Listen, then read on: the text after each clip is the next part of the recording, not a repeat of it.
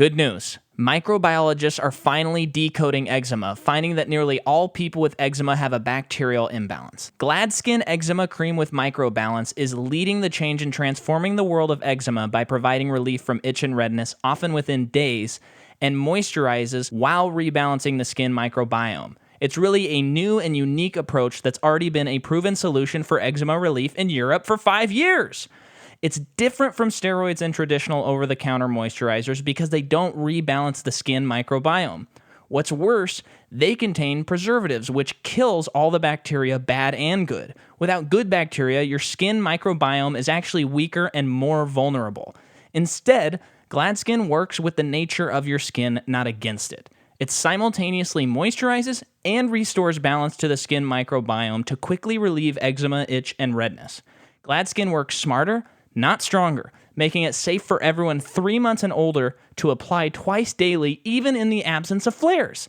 It can be used proactively to keep eczema under control and can't be overused. It's free of steroids, fragrances, preservatives, and drying alcohols. It is clinically proven to reduce eczema, itch, and redness, has no drug side effects, and has been clinically tested, is hypoallergenic, dermatologist recommended, and accepted by the National Eczema Association. You can get it shipped right to your door at us.gladskin.com. That's us.gladskin.com.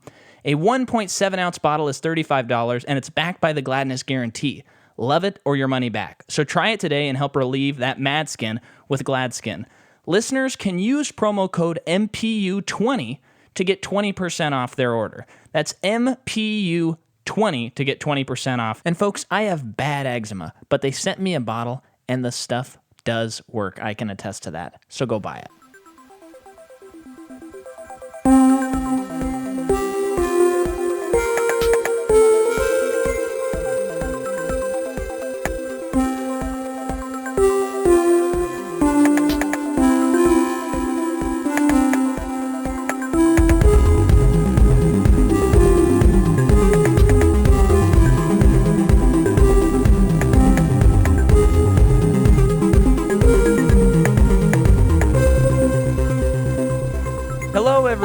And welcome to the Macaw Podcast Universe. It is me, Micah Macaw.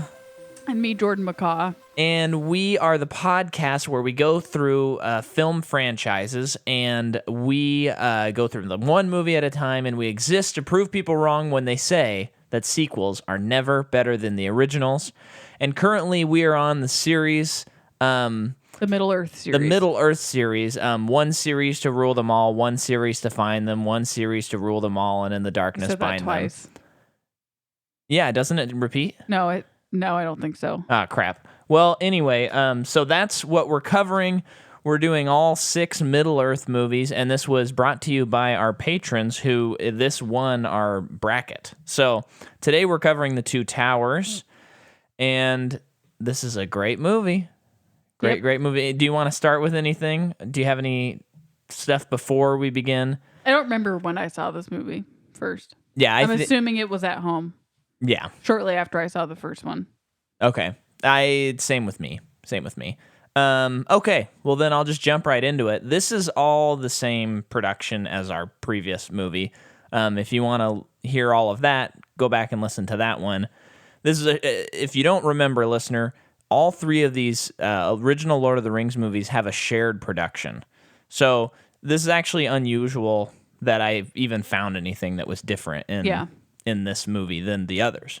So the only couple of differences are there's an additional writer on this movie, and his name is Stephen Sinclair, and he was one of the writers on 2 of Peter Jackson's previous like puppet movies that we talked about, and then a movie called Russian Snark. Okay. And then this one was edited by Michael Horton. If you'll recall, Peter Jackson hired 3 different editors so that they could just get through these movies that were going to come out 3 consecutive years. Yeah. And this movie comes out December 18th, 2002. It has a $94 million budget, so $1 million less than the previous movie. How does that break down? Does that mean it was 95 or 94 for the whole series, or for I think each movie. That's got to be each movie. That you can't do 3 movies on that budget. That would You be just insane. can't. That would be insane. And so domestically, the movie makes a little bit under $340 million. And then worldwide, it makes $936,689,000. Okay. So it nearly makes $1 billion. Yeah. That's 2002 money. Yeah. Which that is way more impressive because now it feels like every year they're like, another movie reached the billion mark. But dang, that's crazy. So did you ever, as a lover of these movies and of the series, did you ever get confused on what the two towers referred to? Originally I did, but it took me a couple years to figure out what it was. Okay, so what would you say it is? It's the Isengard Tower. Or think? And Sauron's Tower. Barad-dûr. Yeah. Okay. How long did it take you to figure that out? Well, it was one of those things that I had like never thought about. And Yeah. then I think when I first read the two towers, I was like, wait, what are the two towers? I had to like Google it because I was like, they mentioned like 4 or 5 towers. Yeah, and I think I was also like, Helm's Deep has to be one of them, right? Yeah. But I'm like, that's not a tower, so it doesn't count. And then I think when I even did discover what that was in reference to, I was like, why? But it makes sense now. Yeah. But it's still like kind of an odd title, and I have a reason why. Okay. This was all just me setting the table there. Okay. Two Towers title was part of a deadline pressure from the publishers to J.R.R. Tolkien. And he later expressed that he like was not satisfied with that title. And he later referenced that it was in regards to Orthanc and Minas Morgul. And I believe Minas Morgul is where the Nazgul come from. Yes. Which is the green place. Yes. Okay. But in the movies, they clarify, Sauron, toward the beginning, he says the union of the two towers, and he's referring to the two you talked about. Yeah. But it's actually... Which makes sense. Well, go ahead. No, go ahead. No, please go ahead. It actually, when I was looking some stuff up, it's like, it could be one of 5 towers. Like, there's like 5 main towers, and like they can all work in the title. Yeah, that makes sense. I think for Sauron's Tower to make sense in relation to Sauron is because it's a huge focal point of the story. Yeah. Focal. That's not a word. Focal's a word. Okay. I'm pretty tired, people. And then it makes sense because, in the first movie, at the beginning of the first movie, we think he's a good guy. Then it's like quickly shows that he's a bad guy. Mm-hmm. And between the first and second movie, it is kind of showing what he has been doing in the like creating a war. Yeah. It makes sense to me. And yeah, I think the way that the movie frames it does make sense because he talks about how it's the union of the two. It's the two armies teaming up and when to destroy man. At the Battle of Helm's Deep, that army is coming from Isengard. Yeah. Yeah. But I think isn't there some stuff from... I mean, probably, but he's specifically breeding Uruk-hai. Yeah. For the war. Yeah. Okay. And so... They had a 1-4. They had several miniatures of Helm's Deep, but the one they had a 1-4 scale. That was what they used for the explosion. So it was about 50 feet wide, and they used forced perspective, and that's why. What does that mean? Oh, they just they made other stuff look smaller, so it looked bigger. Yeah. And that's why. That freaking shot looks so good because it's actually real. Yeah. We're actually seeing the explosion of the wall, and it's big enough that I think like physics-wise, you actually see how it would react. Yeah, because whenever I hear miniatures, I think of a toy. Right. So when you do hear that it is a miniature, but it's still pretty dang big, there's some weight to it. Yeah. And it's like, oh, that does make sense why it would still look really good. Mm-hmm. Rather than blowing up a toy. Right. If it was really, really small, it wouldn't react the way stones would react. And yeah, that's just wild. It's so wild. Vigo broke his toes when he kicks the helmet. We know, I think everybody knows that. Yeah. But when they're looking for Merry and Pippin at the beginning of the movie, Aragorn kicks a helmet and he screams out in pain, and that's because he broke 2 of his toes. And then Bloom fell off a horse and broke 3 ribs in this movie. Ooh, yeah. Which is crazy. Helm's Deep took 3 months of shooting and 500 extras. Wow. Okay, wait. So this is something I was thinking of on this movie. Are there any deaths in this production?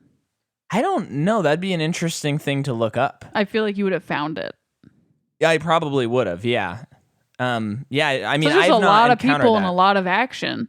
Yeah, it seems pretty easy, especially because you'll hear in like the commentary and stuff, they talk about how this movie's like the most expensive the most expensive small movie ever made. Yeah, It's kind of how they word it, because they're like, we didn't really, like, we were kind of out here roughing it, figuring it out. Yeah. And it wasn't necessarily like Marvel is like, you're in the studio, it's always safe, it's always, and not that these were not safe movies, but it was much more like an independent approach to a big studio movie. Yes. So, and it is not done that way anymore.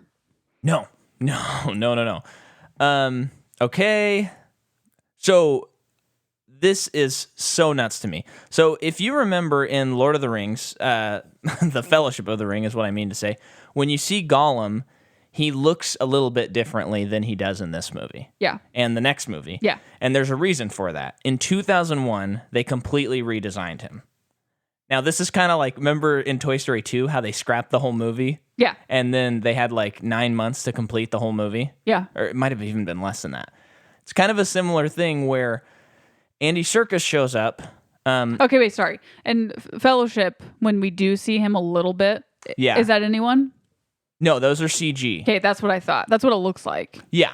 Yeah, and it's like far enough and dim enough that They wouldn't even need it. Someone. Yeah, and it still looks great. Yeah.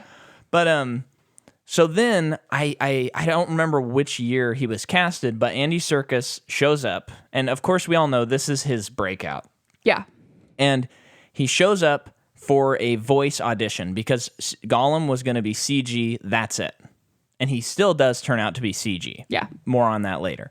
So he shows up, he does this audition. You can see the audition, folks, and it's wild because Peter Jackson was seeing like how his face was contorting, how he's doing this crazy voice, and like spit was flying everywhere. And him and the producers just went, oh, we need to have him on set. We need to have him on set. So they bring him on set and they put him in this ridiculous outfit. And he starts acting like stuff an outfit out. that potentially they would use for the movie, or a motion capture outfit. Well, so they're shooting this in like the 1999 ish range, and so motion capture is not a thing really. Yeah. So this is really significant because this is like the first time this has really been done to the extent that it was done. Because it's like they're just trying to figure it out. So they're shooting him on set, and then in the movie they'll paint him out, and then they completely animate Gollum or Smeagol. But then they also have him do takes inside like a motion capture studio. Looks much different than they look now. Of course, technology has progressed a lot. And then they combine all of that information.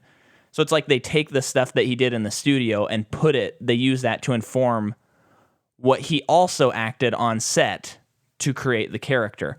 But when you watch the extras and stuff like that, it's really fascinating because the way they're talking about it is like all the animators and stuff are going, this is really dependent upon Andy Serkis's performance.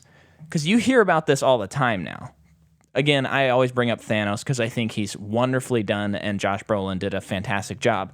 You look at that and you're like, yeah, you couldn't have got there without Josh Brolin. Like, he really brings a performance. But back in the early 2000s, you go, oh yeah, that CG character, that's because of Andy Serkis. Your average audience member is going to kind of need to be convinced. Mm-hmm. So when you're watching the DVDs, they're like pushing that so hard. And even on set, when Andy showed up, like everyone's kind of like, what's going on? Like even the cast. Because he acted in the scenes. Yeah, and they're like, this is kind of weird. And then once they saw like how much he was giving, and then seeing the final project, it's kind of like Andy and Peter Jackson and the animators were like 5-10 years ahead of the curve. This paved the way so that decades down the road, Harrison Ford could play with a man who's supposed to be a dog as they're shooting Call of the Wild. Wow. You could have gone so many directions with it, and you took the best road. But yeah, and I think since then it seems like Andy Serkis has never not been interested in technology. Yeah. That like fuels who he is. I mean, we all know him best from his directorial debut with Andrew Garfield, the movie Breathe, of course, that everyone saw. Or maybe his second movie, Mowgli. But you know, he's Breathe. It's a movie that looked. It was like a true story about this guy. I think it was the guy who invented the iron lung. Okay, I'm bored. Okay, so it looked more boring than you're thinking it looked. I haven't seen it, but anyway. So that's that. That's enough of Gollum, right? Yeah. Treebeard. It took 28 to 48 hours per frame to render him. Say that one more time. So for every frame in the movie Yeah. that Treebeard is in, when he's animated, it would take 28 hours to 48 hours to render one frame. And that reminds me of when we were at OMSI and they were doing the Pixar exhibit, and they were showing it was like a time-lapse rendering of Inside Out. Specifically that one, because that they did a new type of animation for that movie. Yeah. Which, if you have seen that movie, you can tell it's a little bit different than all the other ones. Mm-hmm. And I don't get math even a little bit. So I'm like watching it and I'm like, I don't understand any of that at all. So when I hear that, I'm like, okay, I just know, sure, because that's what I hear all the time. But it's like, I can't even comprehend doing that. Well, the thing about Inside Out is I think most frames in that movie took like a little over 30 hours to render. Yes. And that's the final stage in animation. But those computers that they were using, I mean, they were working on that in like the early 2010s, maybe? Yeah. I can't remember what year that movie came out. Yeah, I think it came out in 2015. Yeah, it did. But this is way earlier than that. So it's taking them 20... Like, the stuff that they animated Treebeard with, they could probably render that stuff in... You know, they could render whole scenes in a day, like, easy His animation looks so good. He looks great. And there's another reason. Do you know about this? They had a 14-foot tall puppet that they used for Treebeard. Because sometimes it kind of felt like a puppet, and then other times it kind of felt a tiny bit like stop motion. Yeah. And then it also sometimes felt like CGI, like all of those things combined. Mm-hmm. And I think when you're seeing his face shots and when he's with Pippin and Merry, that's the puppet. But like his eyes and his mouth movements, I'm pretty sure are CG. Yeah. But then like the wide shots, those are CG. Yeah. And really cool, Fangorn Forest is like... They built this miniature that's like the size of our living room in our apartment, and then they use cameras so that it looks like it's this huge forest, but it's all fake and made up. Love that. Very, very cool. Yeah. And you know that John Rhys Davies does the voice of Treebeard, right? Yes. I remember watching the movie for the first time and seeing Treebeard and just being like in complete wonder over it. And my dad saying, Gimli does that guy's voice. And I was like, but how? Okay, just one more note here. This movie was nominated for some Oscars. So it was nominated for Best Picture. It lost to Chicago. Nominated for Best Art Direction, Best Film Editing, and Best Sound Mixing. Didn't win any of those, but it did win Best Sound... It was nominated for Best Sound Mixing. It won Best Sound Editing. And then it won Best Visual Effects, beating the first Spider-Man movie and Star Wars Attack of the Clones. Pretty significant. Those movies are pretty like effects heavy. A big action year. Yeah. A big year for Christopher Lee too. Being a bad guy in both second movies of trilogies. Yeah. But yeah, that's what I got. Okay. So for the first person, a newcomer to this series is Brad Dourif, who plays Wormtongue. He plays Billy Bibbit in One Flew Over the Cuckoo's Nest and is wonderful in that movie. He's also in Alien Resurrection. Oh. He's in Dune. Oh. Oh. Not the new movie. You're talking like the old one? Yes. Okay. He's in Deadwood, the movie, the HBO movie. Wildling, Cult of Chucky. The That's Exorcist our second 3 Chucky Legion. guy from this. I know, it's weird. He's also in Agents of S.H.I.E.L.D. and Once Upon a Time. He's in Once Upon a Time in Hollywood? Oh, sorry, no, the show. I remember when that show was out and everyone talked about it, and I was just like, I know that this is not for me. I just know. Oh, yeah. Well, I mean... Sometimes, here's a funny story. I was a freshman in college at SOU. Mm-hmm. And very shy person, naturally. And there's like a group of girls in this class talking about something. I hear they're talking about like movie, TV show, whatever. And I'm like, oh, cool. And I was like, what show are you guys talking about? And they said Gilmore Girls. And I said, oh. And I turned the other way. It's just like, I have nothing to contribute to the conversation. Well, for a second. Yeah. I really want to know, because I don't know that you and I have ever really talked about this before. But how do you feel about fairy tales that are they're like a spin on a fairy tale? Love it if it's done with a budget. You do. If it's a TV show, no. because you can't have a budget big enough for that on a ABC TV show. You know what I mean? Yeah. But also they know who their audience is, honestly. Yeah. But I love retellings of things. Mm-hmm. Like, especially that's a lot of there are quite a few Shakespeare retellings. Uh-huh. Like Clueless is a Shakespeare retelling. That's very funny. I remember She's the Man is a Shakespeare retelling as well. Yeah. I can't think of a good fairy tale retelling off the top of my head, but I know there's a lot of good books, and that's very popular in young adult fiction, which I think is super cool.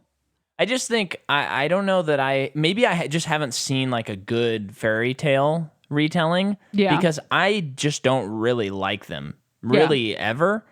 I like the stuff that is like kind of based on fairy tales, but isn't them. For example, like Pan's Labyrinth like Princess Bride. Those are like, they're fairy tales, but they're not like a like take on fairy tales. Yeah. But maybe it's also because in the last 10 years, everyone wants to do like a gritty take on a fairy tale. Honestly, yeah, that's what sucks. But maybe I haven't seen a good fairy tale retelling as well. Yeah. But I know I've read a lot of because of my job, a lot of like book synopsis of young adult books, because apparently that's where it sells. Yeah. Of fairy tale retellings that all sound like really interesting. I feel like a lot of the times it's changing the gender or changing like the race, which just is cool because it infuses like all these different issues into the story. Yeah. That they have to tackle. Yeah. Based on changing those things. Anyway, I'm gonna keep going. So Miranda Otto plays Éowyn. She is also in War of the Worlds. She is. She's in Thin Red Line, but so is everyone else. She's in The Silence, which is The Silence. What is the John Krasinski movie? The Quiet Place ripoff movie, starring Stanley Tucci. Because this is the synopsis. When the world is under attack from terrifying creatures who hunt their human prey by sound. What year did it come out? 2019. Huh? Right? Right? And it's a book. But I have never looked up publication date. And I really feel like the book is the novelization. You know what I mean? Oh, yeah. I want to know. The Metascore is 25. Oh, so it's good. She's also in Annabelle Creation. She's in 24 Legacy, the new 24 season. She's also in Homeland, The Daughter, Rake, The Homesman, I, Frankenstein, and The Turning. The new one? Okay, so the book came out in 2015. No. Oh, okay. Which, I don't know when... Let me look up when Quiet Place came out. Not after 2015, I guarantee. Yeah. Yeah. Okay. And then we have Andy Serkis, who plays Gollum, as we talked about. Yeah. Sucks for that movie then, because it should have done well. Yeah. You know what I mean? Okay. You don't have to cover him, because we covered him in Black Panther. Oh. And I kind of recapped him a little bit just now. So cool. Yeah. I love Andy Serkis. Yeah, he's very cool. Okay. So then we will go to Éomer.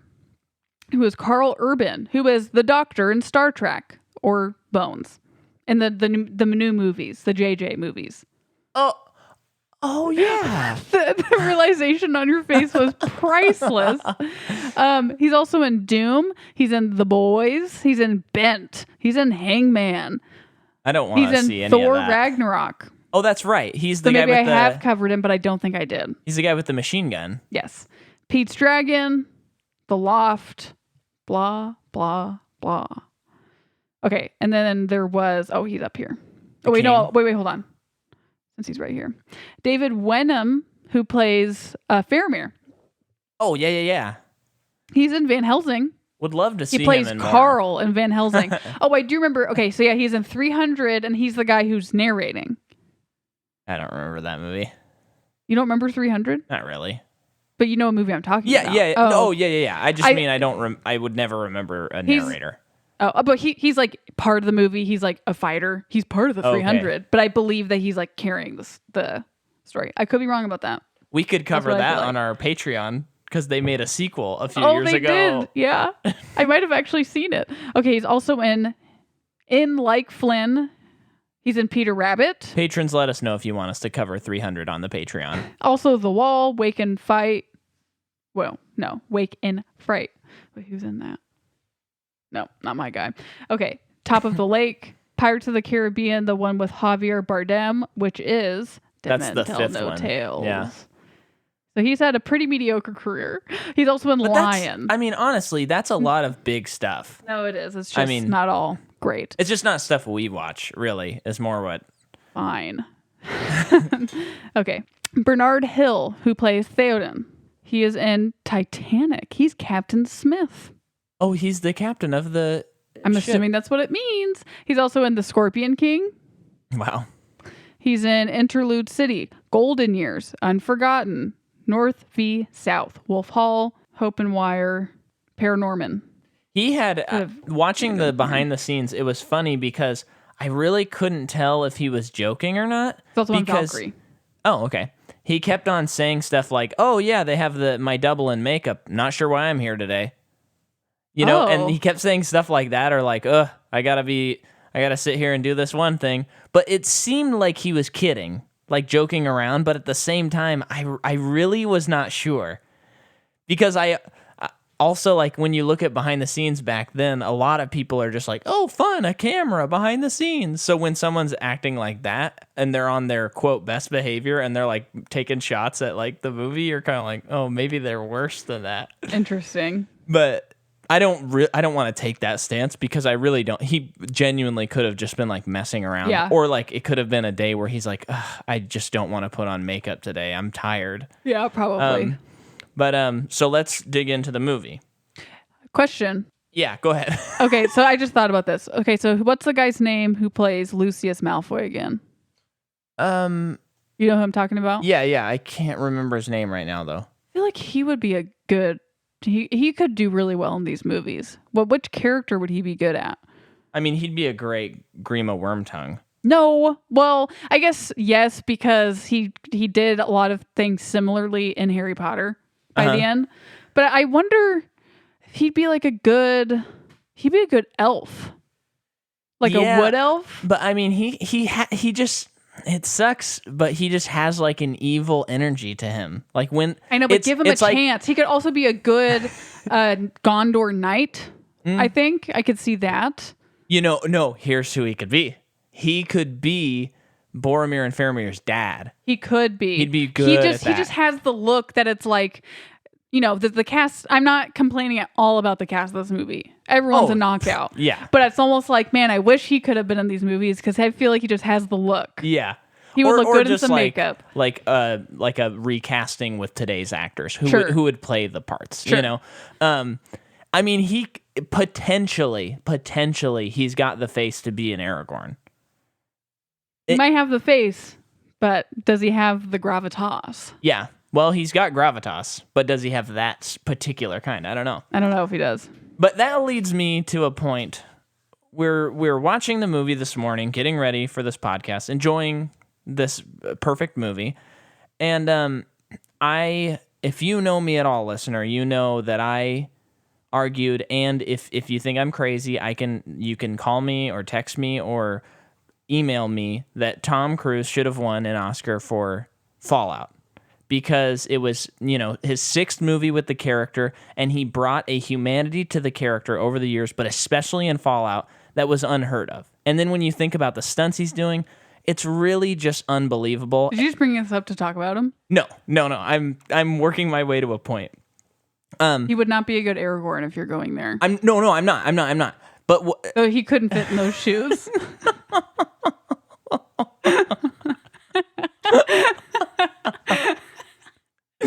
You just took the win completely Sorry. out of my sails.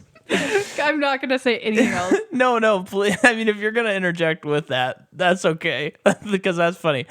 But and then of course, if you compare him with Rami Malek that year, Fallout is clearly a better performance. So if you're going to give one an Oscar, you may as well consider the other one because But let's set that aside now. So I just think that movies like Mission Impossible, movies like Lord of the Rings, and even to some degree Star Wars, and one more prelude before I really jump into this point. I'm not saying that these kinds of movies do need to win acting awards. I am not saying that because there are. But you're saying that they're easily overlooked. I think that they're overlooked and they're also underappreciated. Yes. Now, of course, with Lord of the Rings, it's an ensemble. Like, if you looked at the movie, how would you even decide who to nominate? Yeah. Yeah, who to campaign for? Yeah, it really wouldn't work. So that's not the point I'm making. But I was watching this movie, and it goes with just about every character, but particularly for me, Elijah Wood and Viggo Mortensen have some of my favorite performances that I have ever seen in any movies. Frodo, when he is in this movie, and the first movie, he's not quite under the spell of the ring yet, but in this movie, the way that he shows what he is going through is so incredibly moving. I feel for him, and again, that's why he's my favorite character. I just understand what he's thinking and what he's going through, and I just can see myself being Frodo. Like, I can feel those emotions with him. And then Viggo Mortensen just does the most, unbelievable acting in these movies. Because, and really with anyone, these would be so easy to just be totally schlocky. And Orlando gets pretty close a lot of the time, but since he's an elf and kind of in a different realm, it totally works. But I just think the acting in these films is just not talked about enough. That these people gave incredible performances, and they should be applauded for it. I love the side characters too. King Theoden, come I know. on. I would say though that because these movies are still regarded so well, that a lot of that has to do with the acting. Because if the acting wasn't even as close as good as the story, it would not have even been successful in the first place.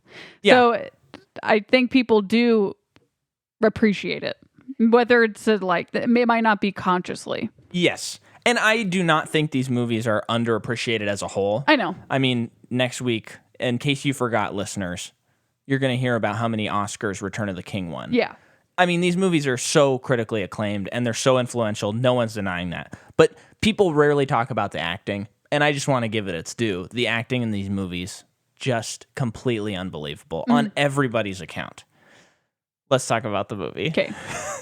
So this starts with Frodo and Sam making their way to Mordor, right where it left off from the first movie. And they're in this very rocky, mountainous area. Yeah. It's also very foggy, and they're obviously you can tell that they're very out of their depth. They're I think it's also in the beginning when they're going down Sam's elvish rope. Yeah. And they have that moment where he almost loses his Shire spices or salt. Yeah. And I love that moment, that little touch of them longing for home so strongly. And then they have to continue out. So yeah, so they get lost very quickly. And so what, can you help me? My brain's not working. Yeah. Well, this, and then this is when Gollum sneaks up on them. Yes. And they capture him, and then let's talk about Gollum's animation. It's Great. 20 years later. Almost. Still good. It's actually just insane how well he's aged. Mm-hmm. I mean, there are little things like you could just imagine if they made him now, he'd just have a lot more details. Like you'd probably see it, the There pores. are a couple times where it doesn't look like his feet are on the ground. A couple times. Yeah. But that's few and far between. Yeah. But like when he's touching something, like the physical world is responding very well to what he's touching. And I think because they had Andy Serkis acting it, not just voice acting, but acting it, they got a lot of little ticks that they would probably not have gotten otherwise. Because if you think about a lot of the times when they CGI a character that maybe it was not motion captured, it just feels like a CGI character a lot of the times. But I think because they had a lot of little ticks within his acting, it feels more real.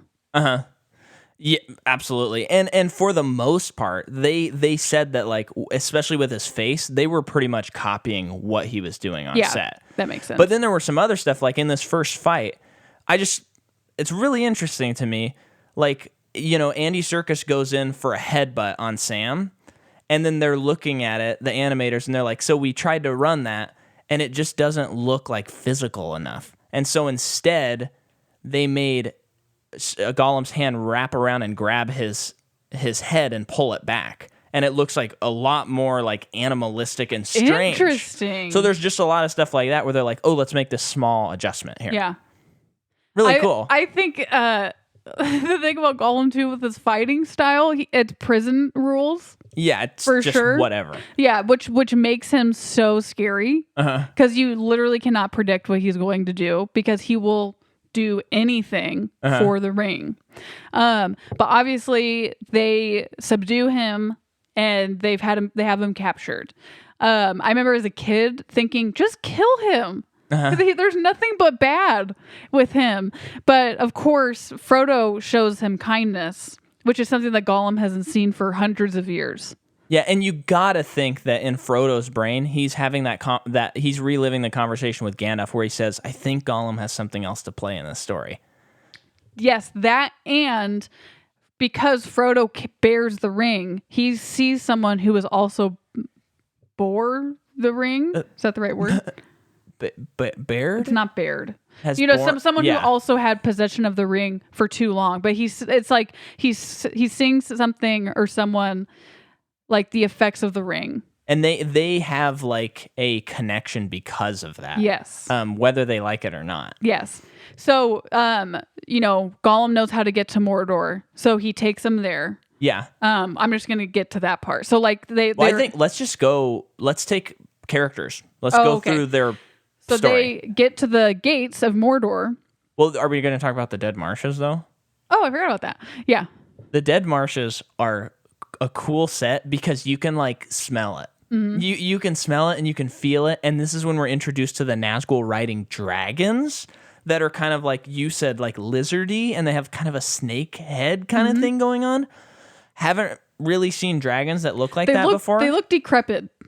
They don't look, because a lot of times when you see artwork of a dragon or something, it looks awesome and they look so strong. Yeah, these just look slithery. They look beaten down by these horrible creatures. Kind of like how the Uruk-hai and the orcs don't look healthy.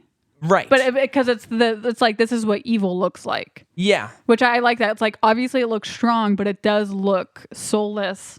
And there's like bad. holes in their wings and stuff. And you gotta like one of the cool things about the Hobbit movies of the two I've seen is that Smaug looks awesome.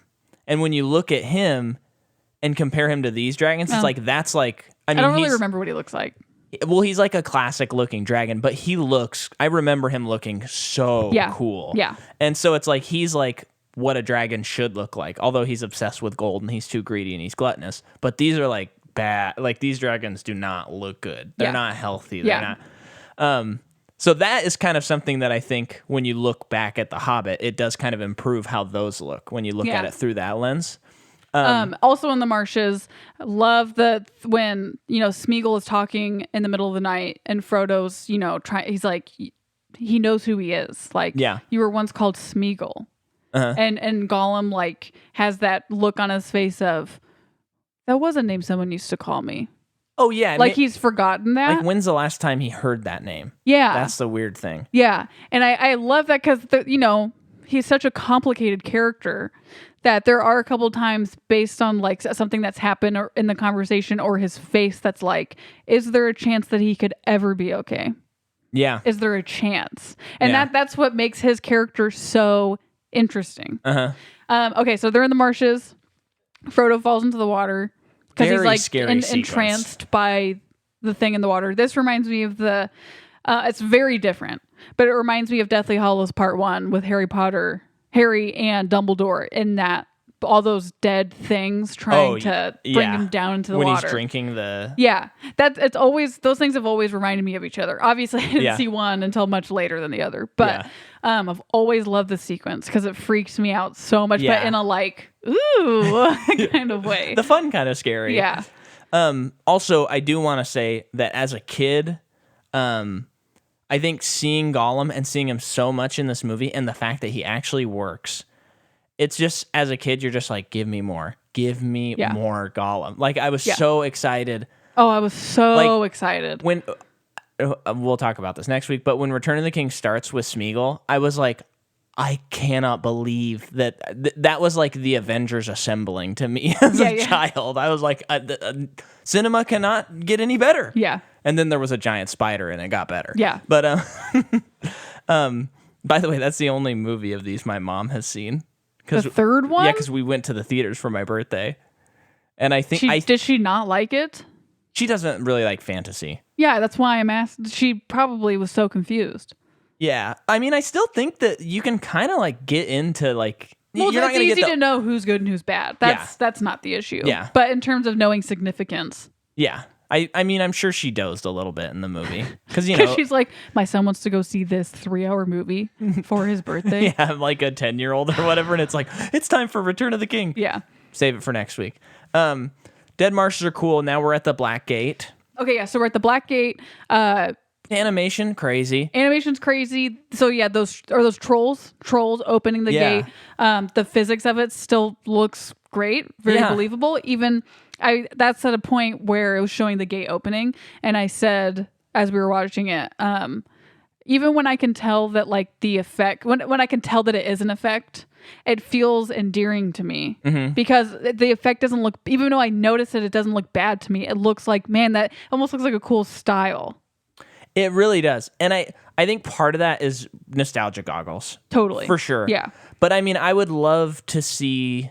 Like, if someone our age had never seen these movies, to watch them and say, when they're done, don't tell them to look for it, but afterward be like, what did you think of the special effects? And I think they would be like, yeah, I noticed a couple of things, but nothing distracting. Because it's never distracting. Mm-mm. Even when you know, as someone who's seen a lot crazier special effects, I'm astounded by rewatching these movies. Absolutely. By the visuals. It helps having so many special features to get through.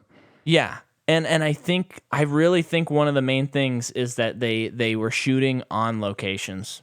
Even though I'm sure that made Gollum so much harder to shoot than how they shot him in, the Hobbit movies and stuff like that.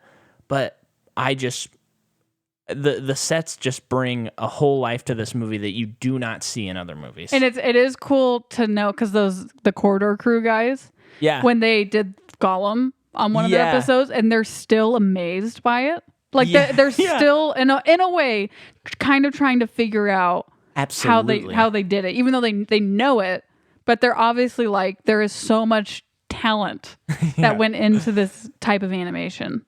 Yeah, and I think that those guys are kind of like the Mount Rushmore of digital effects in a lot of ways. Like the Weta team that worked back then. It's like, you guys made the Constitution. Yeah, you're right.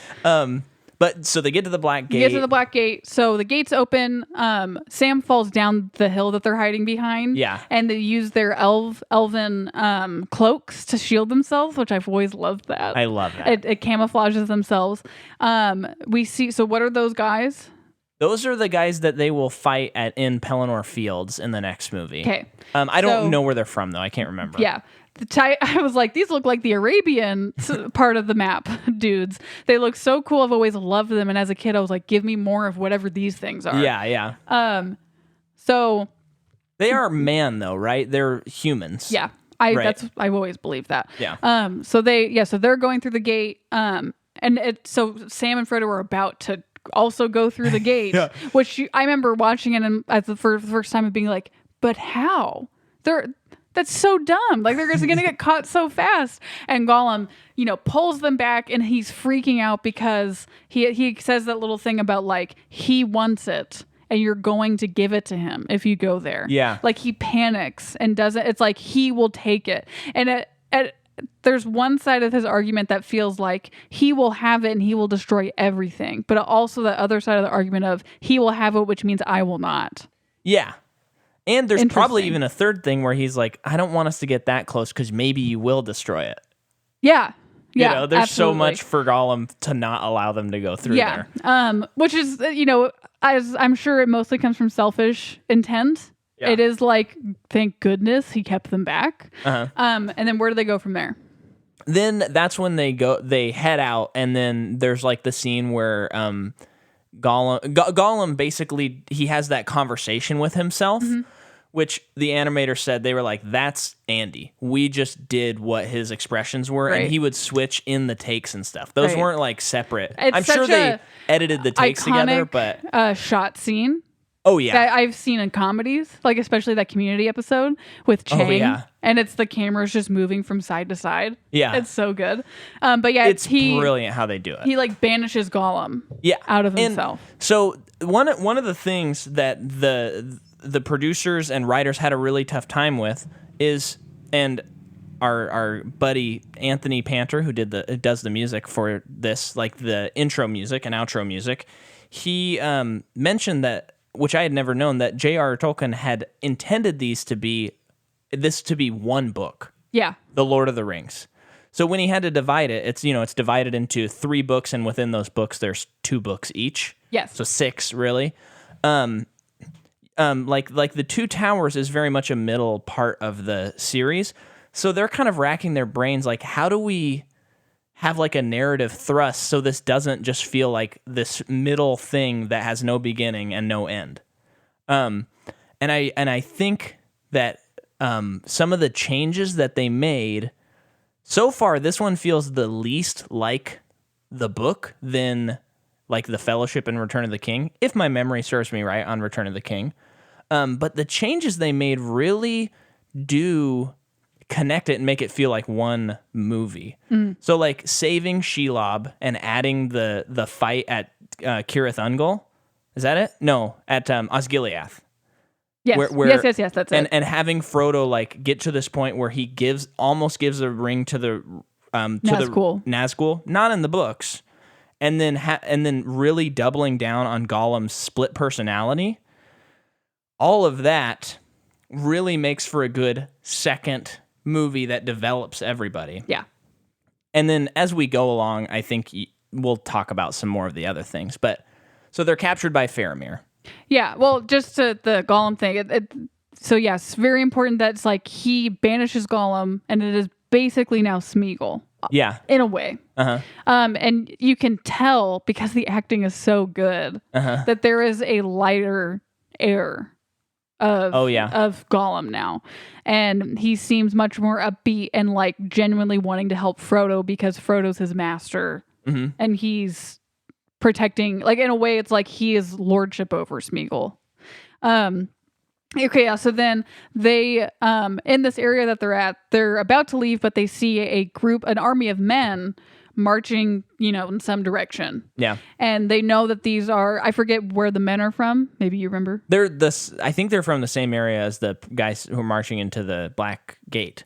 Okay, yeah. They're wearing the same armor. Okay, yeah. So they're men marching to war, and they know obviously it's bad. These are like not friendly people, and they see Oliphanes, which are just so cool. They really held up. Yeah, they look so good. I wonder what they'll look like in the next movie. Yeah, because there's more of them. Yeah, and they're in the action. Yeah. And I think Legolas also swings up onto one of them. He swings down a trunk.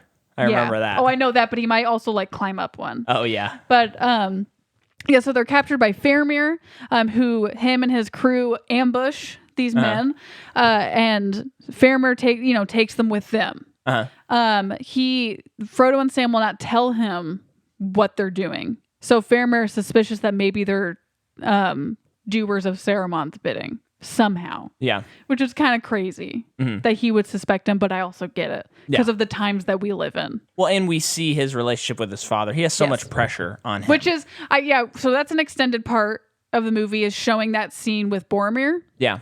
And then you see his father. So Boromir's Faramir's brother.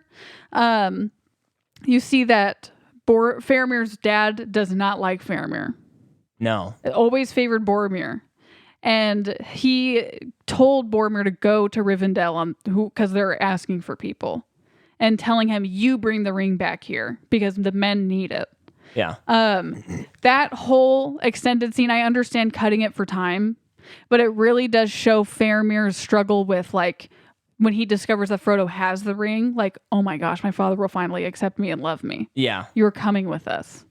And by this point, Smeagol has left and he kind of escaped. And so they're captured now, the two hobbits.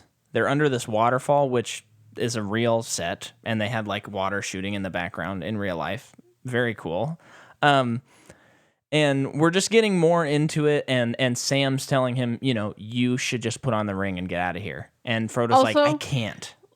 They do a really good job at taking the time to show Sam's struggle with Frodo of like, in a way, struggling to trust him because Frodo was choosing to trust Smeagol. Yeah.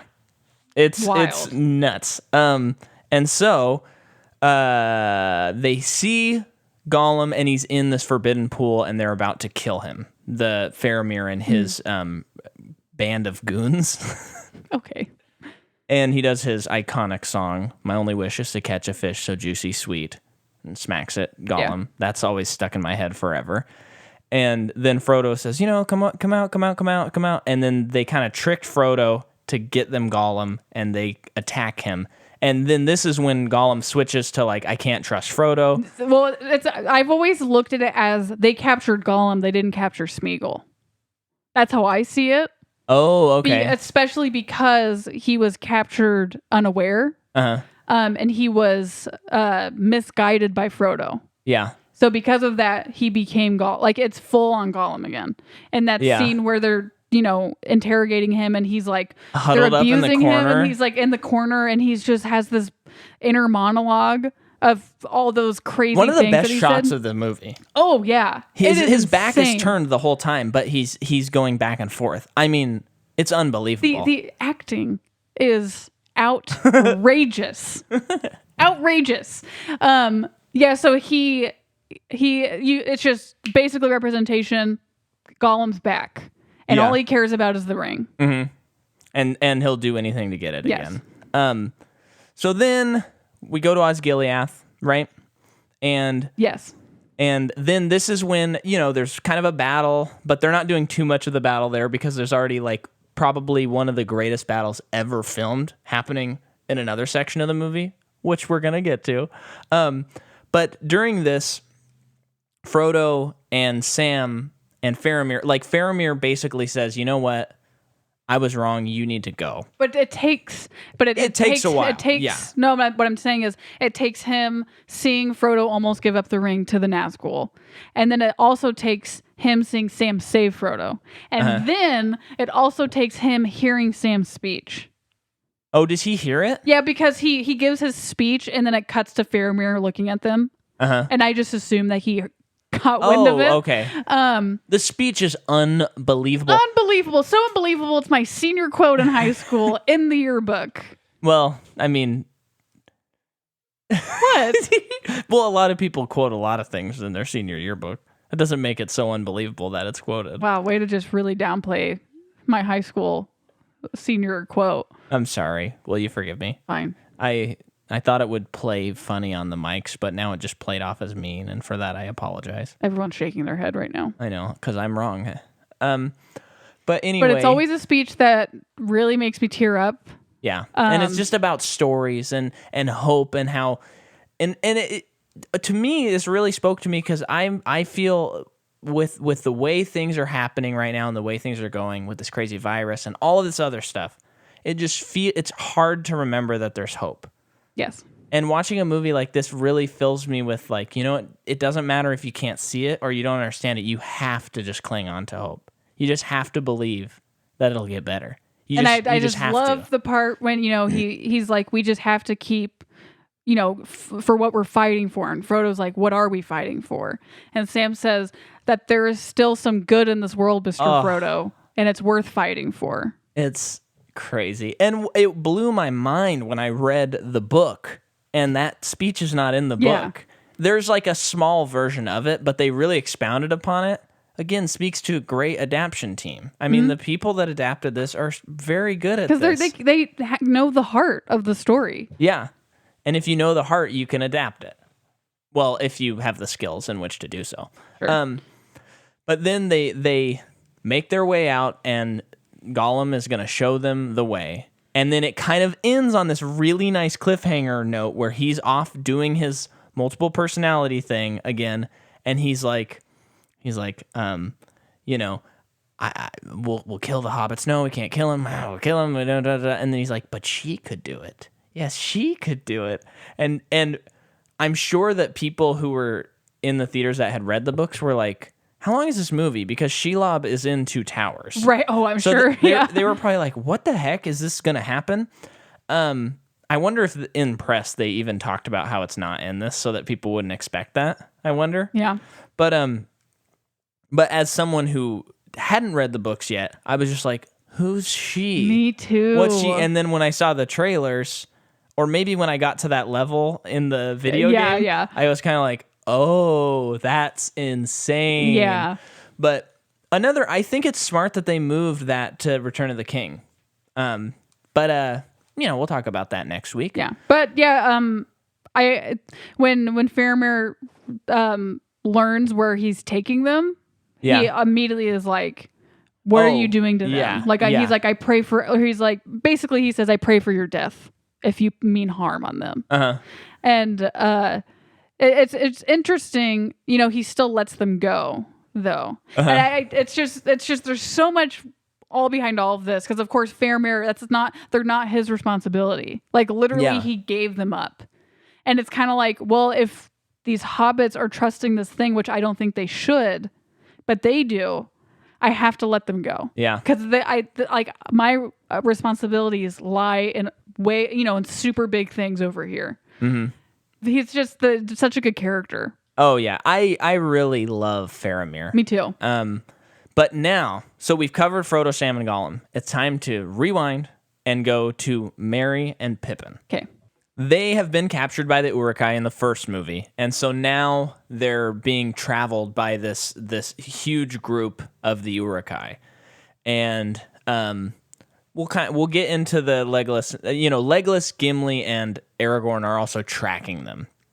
So all of that's happening. We're getting the familiar musical cues. Very cool. You know, when we see Aragorn and his 2 guys, it's like dun, dun, dun. Might I add, the score to this movie, Howard Shore does not go, okay, I already wrote so much stuff for the first movie, let's just kind of repurpose it. He still writes a bunch of other stuff, especially the Rohan stuff it's just like 1 tier below the most iconic of the Lord of the Rings. Oh, yeah. Because when I heard it, I was like, oh, yeah, I don't necessarily hum this when I'm walking around, but, I remember that melody. It's the stuff that I played on guitar at the beginning of this episode, folks. But, you know, you're seeing and you're finding out that, well, I mean, it's refreshing you that the orcs are keeping them alive because they think that Sauron thinks that one of the hobbits has the ring. Yes. Well, he knows one of them has it, but he doesn't know who. Yes. And so, basically, then the Riders of Rohan attack this group of orcs. Well, you get this in the part before they almost get eaten. Okay, go ahead. So they're taken to this area. They start cutting down these trees in these forests for fire for the night. Oh, yeah. And then the orcs and the Uruk-hai start complaining about having they've only eaten maggoty bread for the last 3 stinking days. And one of the orcs poses the idea of maybe eating the hobbits. Yes. To which it's no, because of what you just said. And they're like, what about just a bite off the flank? Yeah. And one of just a bite, just a little I taste. saw that guy's picture. Uh-huh. I knew it was that orc because he I mean, the dude is not weird looking. He looks like a normal, like he's a pretty good looking guy, but it looks like him. Really? Isn't that weird? He's like the blue orc, Yes. right? Oh, yeah. Yeah, it's like, oh no, that was him. That was him. Whoa. Weird. Anyway, yeah, so he gets decapitated, and I remember. And then he goes, the main Uruk-hai goes, looks like meat's back on the menu, boys. Yeah. And intestines are being thrown up into the air, and Merry and Pippin try to make an escape. During this time, the riders of Rohan find them, and they start butchering the Uruk-hai and the orcs. It's a complete ambush. And Merry and Pippin are scattering, trying to run away from all of this so that they don't get killed. And that I love how they end that they end that story plot right there with the horse about to trample on Pippin. Yeah. Love that. But we're going to keep going. Yes. Pippin does not get trampled by a horse. He rolls. He rolls, and then they cut off the ropes binding their hands on a blade. And then they run into the forest, and one of the orcs runs after them. And then when they're in there, they climb a tree. The tree comes to life, kills that orc, and we're introduced to Treebeard. He thinks they're orcs. And we're introduced to this whole thing. First of all, he is not a tree. He is a tree herder in Ent. Mm-hmm. So this is one of the coolest concepts I have ever heard of. They are tree herders. That implies that he has like a section of the forest, and he like moves the trees around and stuff, and they may or may not. Well, actually, we see that scene where Merry and Pippin are drinking the stuff, and the trees that attack Merry and Pippin, or the tree that like captures it in its roots, it doesn't have a face, it doesn't come alive, but he commands it to stop, like a shepherd.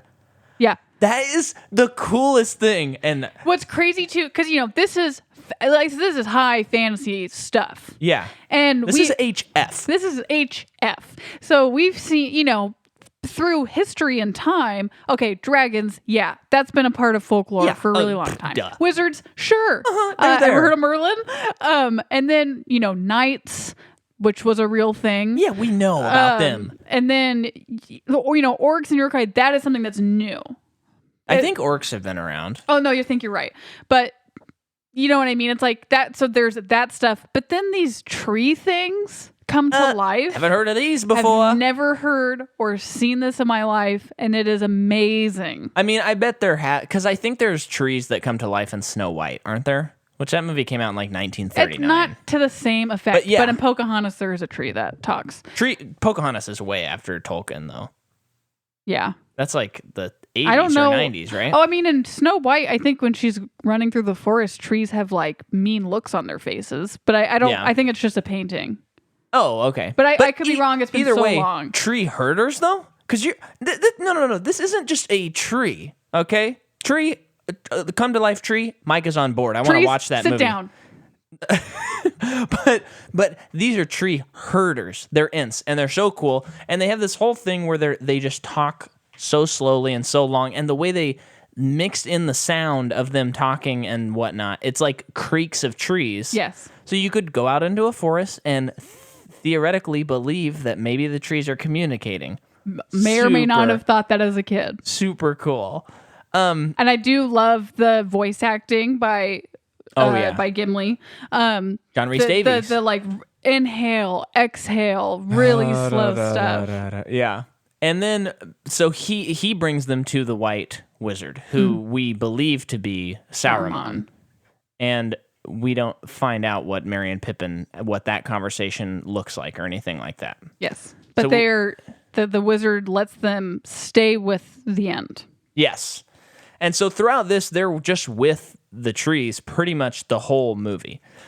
The point is, the White Wizard lets them go because he knows that they have an integral part to play on what is going to happen to Isengard. Oh, I never even thought of that. He kind of says something like that. Yeah. Like they'll be fine. Yeah.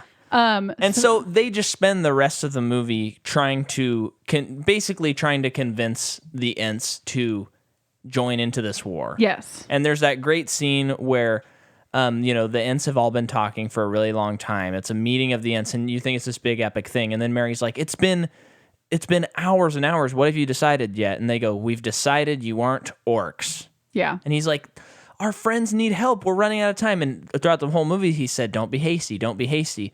But you see this balance of like Merry and Pippin are like, no, you guys need to do something. Now is not the time to have meetings and councils. You need to act because there won't be a forest if you guys don't act. Yeah. And so basically they decide to do nothing. Yeah. And they're headed on their way back. But then... like, it's crazy. They're presented with the opportunity to go back to the Shire.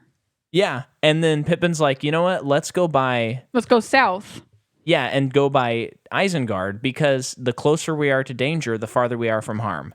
Yeah, and Treebeard's just like, that doesn't make any sense to me, but okay. And he goes there, then he sees all the chopped down and burned down trees at that part of the Fangorn forest. Mm-hmm. And then he calls the Ents, and it's go time. They go down, they pillage Isengard. Yes, and it's so cool that they took the time to design all the trees differently. Mm-hmm. They didn't really have to do it, but they made them all... I think they did. Okay, but they made them all look so different. Yeah. Like, so different. They're very cool. Yeah, and they are just slaying orcs left and right. Yeah, and they release this dam, so you see that, like, the area around Orthanc is it like a lake? It's like in the middle of a lake, kind of. Yes. And he has like pillaged it in such a way. Made me wonder if before all this, there was like a boat to his tower or something like that, because he would have been one with nature and stuff like that. Okay, or so if that dam was built way before he got there. Question. Yeah. And it could just be me not remembering the books really well. Uh-huh. But in the first movie, when Gandalf goes to meet him to discuss with him everything that's happening, and this is before we know that Saruman's bad. Uh-huh. They're walking through like grass. Oh, it's like grass and there's forest. And I wonder if that is the Fangorn Forest, or I've always kind of wondered, or this time around wondering if it's a charm. It would be cool. Because obviously when you see Isengard, it looks nothing but bad guy stuff going on. Yeah. But maybe... But it's also, a charm he put on. Part of the implication is that when he goes there, a lot of time passes before he goes back to the Shire. And I'm sure that's the answer to it. But at the same time, in the movies, they don't like in the book, it's like Gandalf and Frodo meet at the beginning of the book, and then a year later, Frodo leaves the Shire. And how long does the quest take? I think it takes like 9 months. Oh, I thought it took years. I don't think so. Oh, okay. Okay. But then in the movies, they do make it seem pretty clear that it's not that long. Yeah. It's definitely shorter. Yeah. A shorter time period. But yeah, I wonder if there is some sort of charm thing. And yeah. Anyway, great sequence. Saruman and Grima Wormtongue are there. Mm-hmm. And gonna lead into a very, very interesting intro fact about the Return of the King that I don't think you know about, that I was like, whoa, how did I never hear about this? Oh, I found it on Wikipedia, and then I did some outside researching. Really interesting. So, folks, that is a cliffhanger, if you ever heard one. Does it have to do with him, the way he dies? Kind of. I'll just say that. I don't want to say too much. Mic. Yeah. Because I have questions. Okay, but... No, I'm saving it for you. Shut it. So... Isengard has been taken over. Yes. So this is the end of Pippin and Merry's storyline. And it's also a picture of like, this is what restoration to this world will look like. Yes. Just very beautiful. I love that kind of throughout their storyline, a couple times they've mentioned how much they long to smoke pipeweed. Yeah. And that's how their storyline ends, as they find like the rarest and purest pipeweed. From the South Farthing. From South Farthing. And it's great because they were presented with the opportunity to go home. And of course, Mary's like, there will be no home to go to. Of course. If they don't do anything. So, their storyline ends with them being able to have a tiny part of the Shire. Yeah, you're right. Because of this decision that they made. Yeah. Just beautiful. It's just so sweet. What a wonderful ending to their storyline in this movie. Absolutely. Because things get nuts for them very soon after. And don't tell me, but I cannot remember what happens with Merry in the next movie. Oh, okay. I can only remember Pippin. Okay.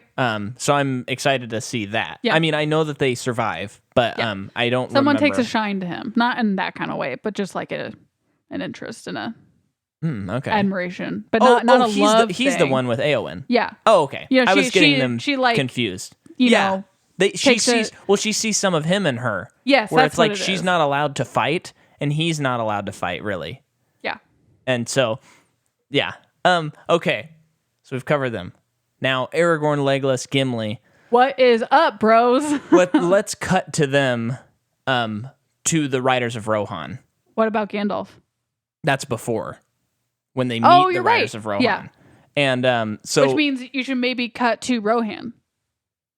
Yes, because so you do it. Okay, so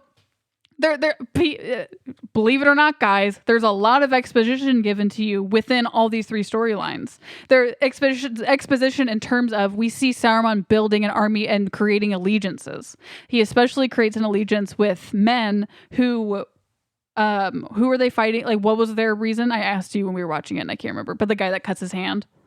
Oh yeah, those are like the wild men from the hills that have been pushed out from the Rohan has like pushed them out. Right. Is what Saruman says. I don't know how true that is.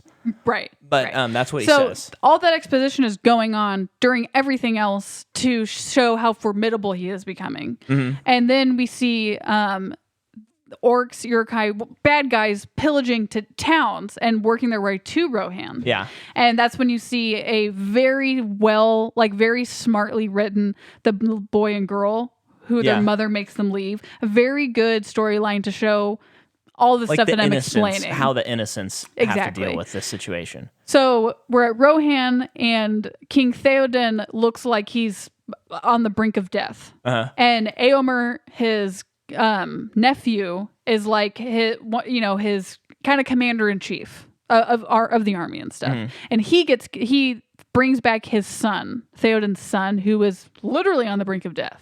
Mm-hmm. And shortly after that, he is cast out by Theoden. Of course, it is by Wormtongue, who is pulling the strings of Theoden.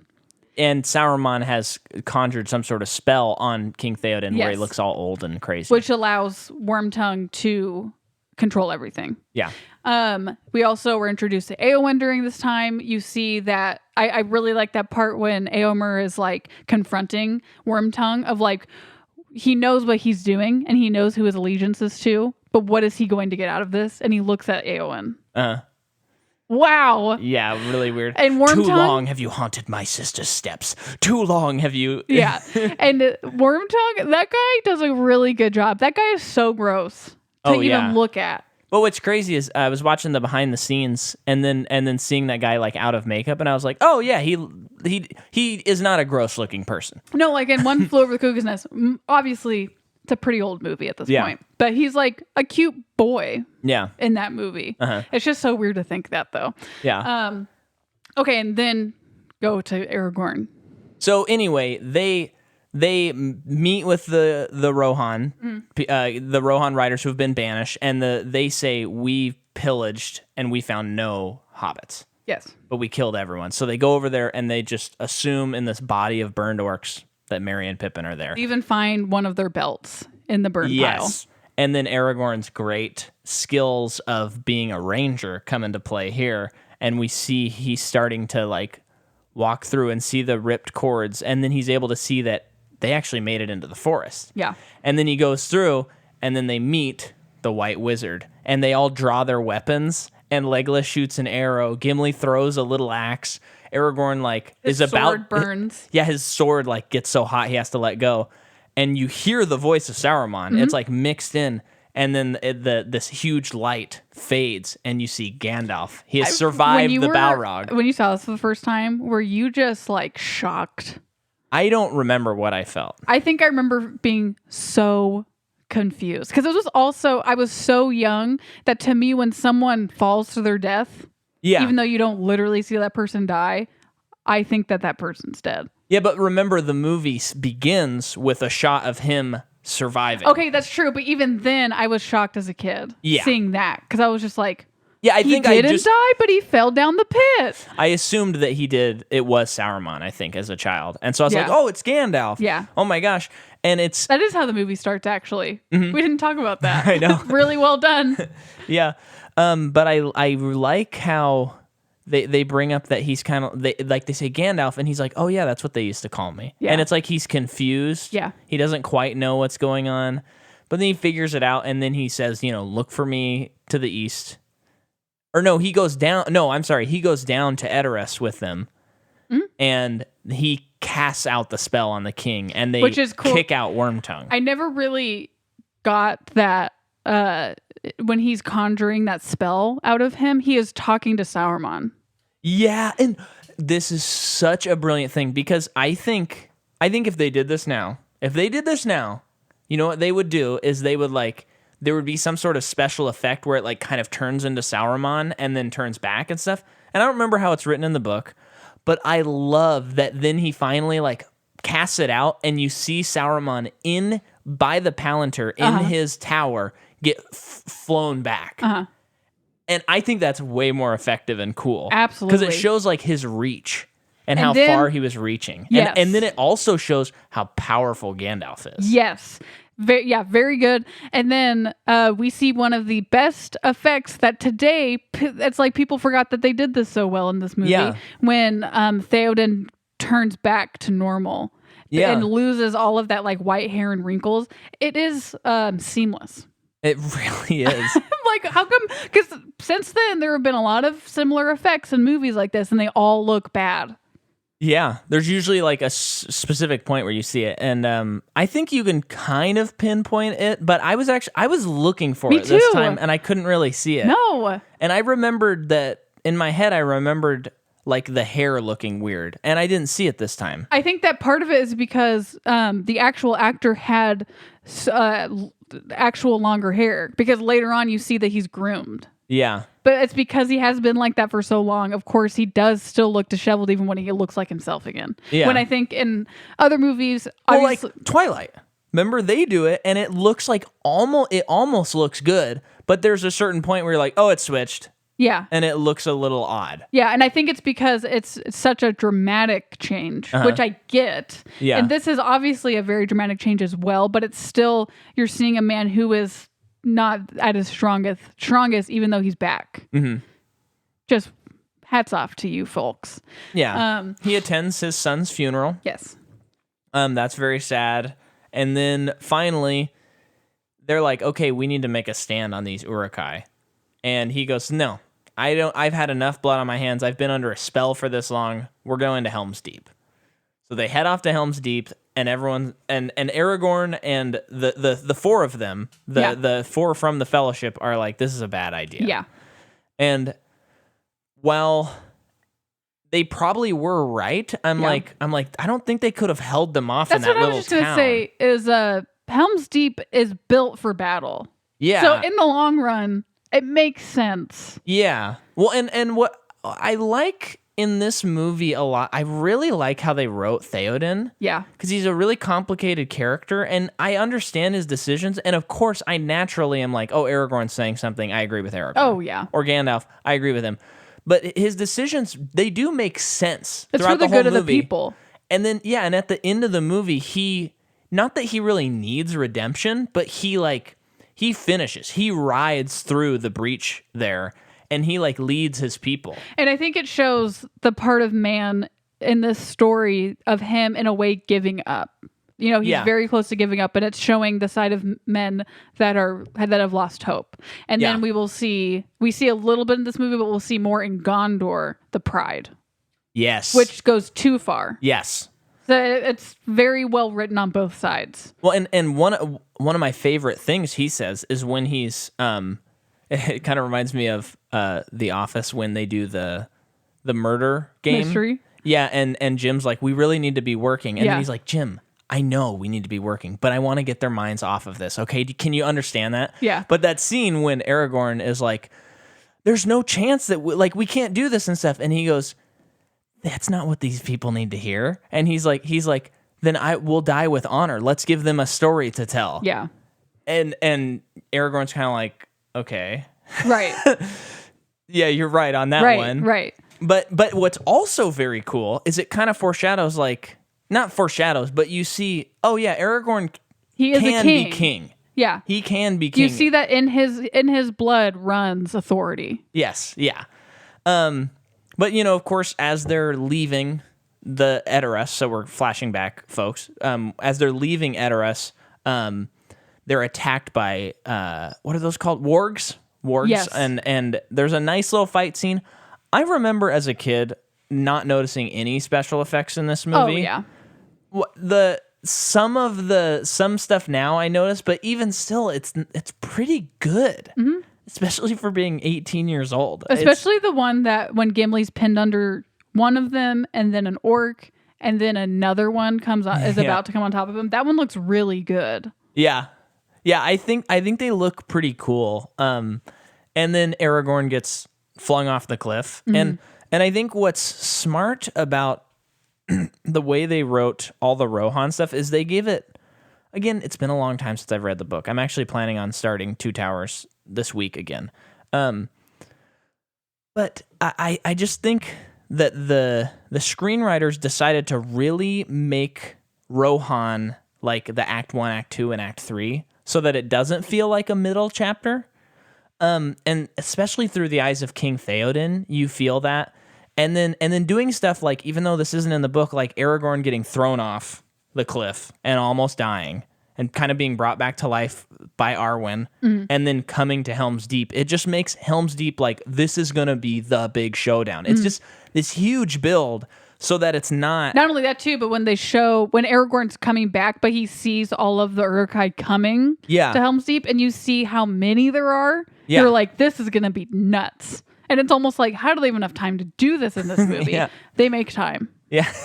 Well, and they just really... like double down on like making that the event of this movie. Yes. And it really plays to their advantage, because then what ensues is, and I would be happy for someone to tell me some other things, because I really can't think of anything close.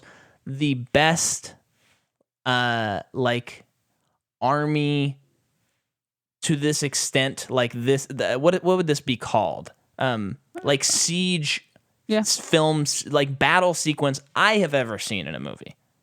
Even better than the next movie? I think this one is the best one. Okay. It's just like, I mean, maybe next week I'll change my mind. Better than Endgame? But yeah, No, I think it's better than Endgame. Yeah, there's cool stuff in Endgame. Great. Yeah, we love Endgame. But the only other thing I can think of is like Braveheart or like The Patriot or something. But those are I'm pretty unfamiliar. I mean, those are good movies, Braveheart especially, or maybe Gladiator. But like these huge battles, Helm's Deep is like if I was going to make a movie with a big sword battle, I would watch this 200 times. Yeah. I would just keep watching it because each part of the battle has like something that needs to be accomplished, and it like builds to this crescendo and then to hopelessness. And it's like Act 1, Act 2, Act 3, and then Gandalf comes down. And it's like they make it hard. Peter Jackson makes it as hard as possible, as he possibly can on himself it's done at night, which I feel like just makes it a little bit harder to make it look visually pleasing. Mm-hmm. Because everything can get lost. Helps with the visual effects, though. No, it does. But it can make things like, it's not a very good action sequence is when you get bored of it because you don't know what's going on. Yeah. I never feel that when I watch this. No. And then it's also raining. Yeah. Jeez, that is like on top of that, visibility is down even more. Uh-huh. And still, the rain adds visuals, obviously, to me because of reflection, which is like in movies a lot. That's why a lot of things they use that for that kind of effect. Oh, sorry.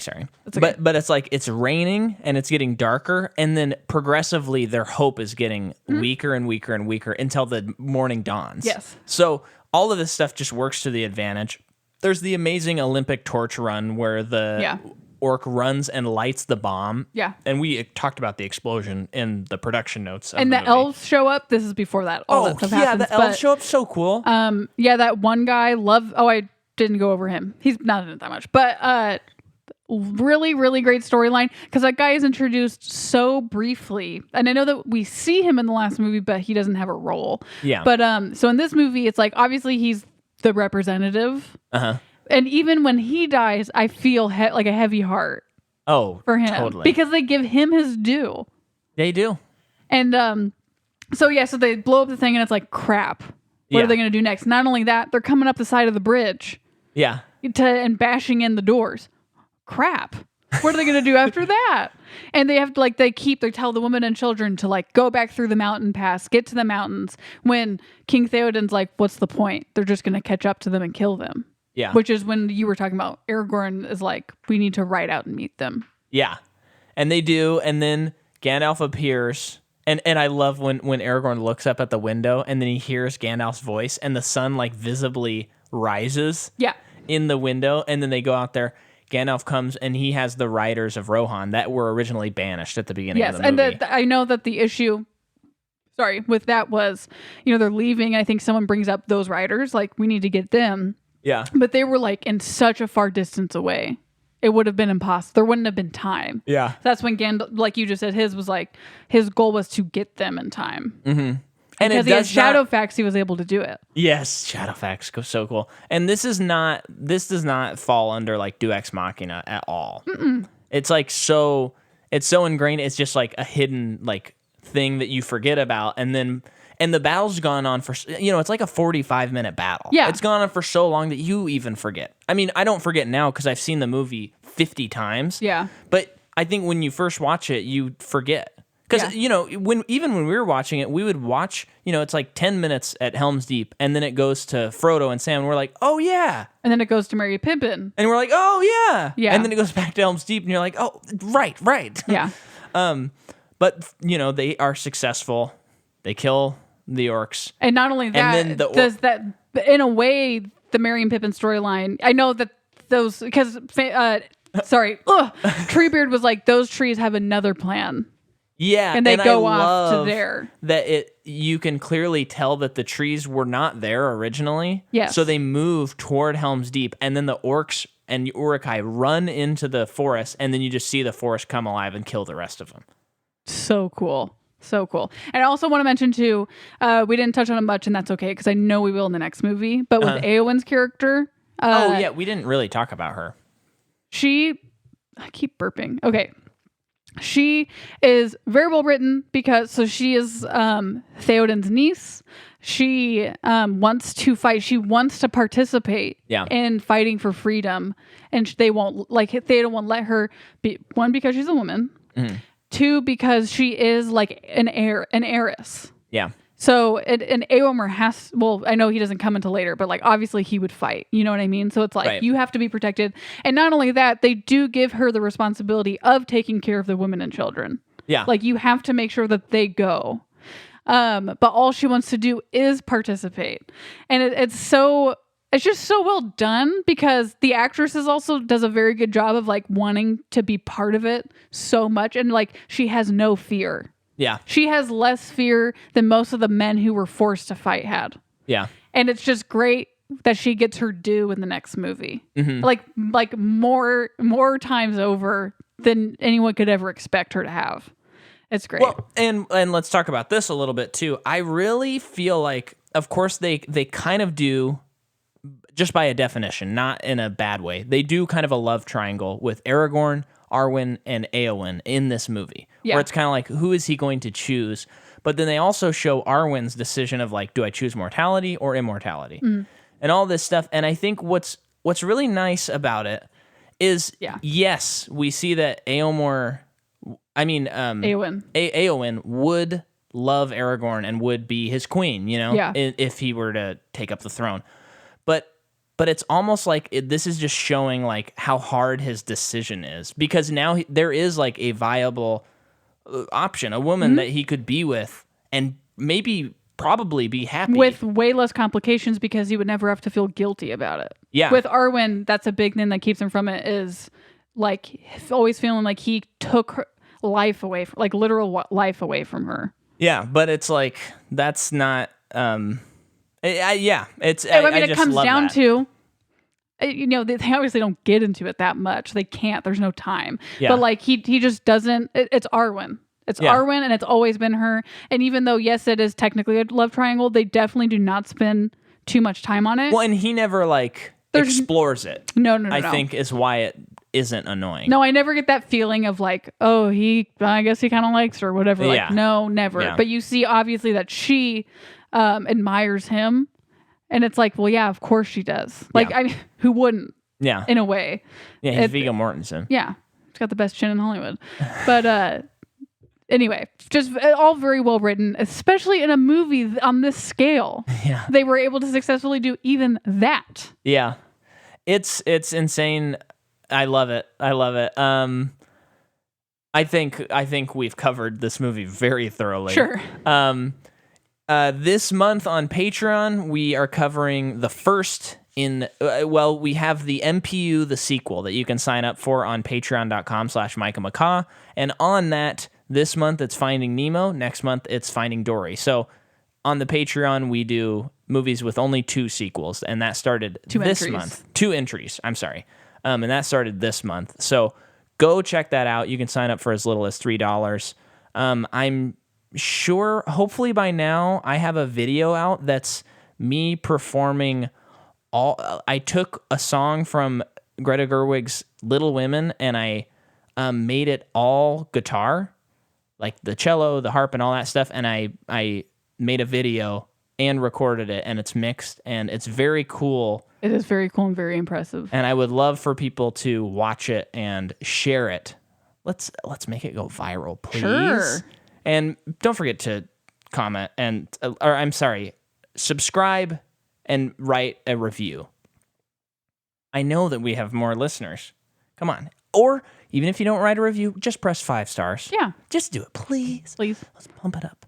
But anyway, thank you for listening. Next week, the King returns, baby.